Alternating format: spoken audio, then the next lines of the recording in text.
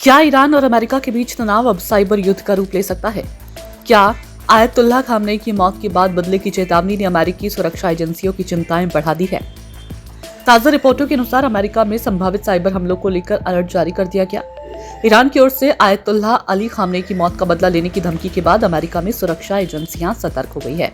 अमेरिकी खुफिया एजेंसियों ने देश भर की कंपनी और सरकारी संस्थानों को संभावित साइबर हमलों के खतरे को देखते हुए अलर्ट रहने की सलाह दी है। अमेरिकी मीडिया रिपोर्टों के अनुसार पिछले एक सप्ताह में कई निजी चेतावनियां जारी की गई। इनमें कहा गया कि ईरान के साथ जारी तनाव और संघर्ष के बीच साइबर हमलों का खतरा बढ़ सकता है। कंपनियों, सरकारी एजेंसी और महत्वपूर्ण बुनियादी ढांचे से जुड़े संगठनों को अपने नेटवर्क और सिस्टम की सुरक्षा मजबूत करने के निर्देश दिए गए हैं। अमेरिकी होमलैंड सिक्योरिटी डिपार्टमेंट ने हाल ही में जारी एक सुरक्षा बुलेटिन में कहा कि खामेनेई की हत्या के बाद हालात और संवेदनशील हो गए हैं। हालांकि अभी तक अमेरिका के भीतर किसी विशेष या विश्वसनीय हमले की जानकारी सामने नहीं आई। रिपोर्ट के अनुसार दो प्रमुख ईरानी धार्मिक नेताओं ने फारसी भाषा में फतवे जारी कर दुनिया भर के मुसलमानों में खामेनेई की मौत का बदला लेने की अपील की है।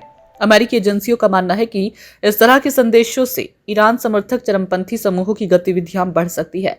इस बीच इस्लामिक रिवॉल्यूशनरी गार्ड कोर से जुड़े एक संदेश में कहा गया कि दुश्मन दुनिया में कहीं भी सुरक्षित नहीं रहेगा। इस बयान के बाद सुरक्षा एजेंसियों ने खतरे को और गंभीरता से लेना शुरू कर दिया है। अमेरिकी अधिकारियों के अनुसार अभी तक किसी ठोस हमले की पुष्टि नहीं हुई, लेकिन एहतियात के तौर पर संघीय जांच एजेंसी FBI ने पूरे देश में अलर्ट स्तर बढ़ा दिया है। सुरक्षा एजेंसियां, ऊर्जा ढांचे, सरकारी संस्थानों और वित्तीय सेवाओं से जुड़े नेटवर्क की सुरक्षा पर विशेष ध्यान दे रही है।